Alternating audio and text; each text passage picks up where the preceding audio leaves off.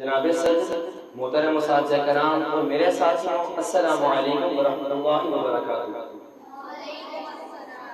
آج مجھے جس موضوع پر لب کشائی کرنے کا موقع ملا ہے اس کا عنوان ہے میری پہچان پاکستان۔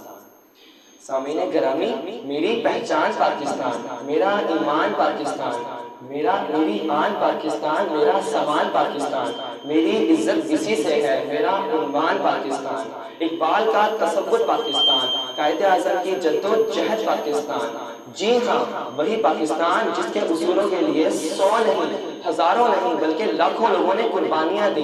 جناب صدر، کسی بے گھر سے پوچھیں گھر کی قیمت، کسی غلام سے پوچھیں آزادی اور وطن کی قیمت، تو احساس ہوگا کہ جس پاک سرزمین پر ہم رہ رہے ہیں یہ رب کائنات کی بہت بڑی مہربانی اور انعام ہے۔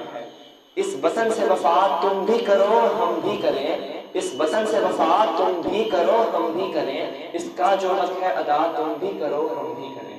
میرے ہم وطن ساتھیوں، آئیں قدم سے قدم ملا کر قرآن و سنت کی نشر کو اپنا کر آسمان کی بلندیوں کو پرواز کریں۔ اپنی اس تقریر کے اختتام میں اس شعر پر کرنا چاہتا ہوں۔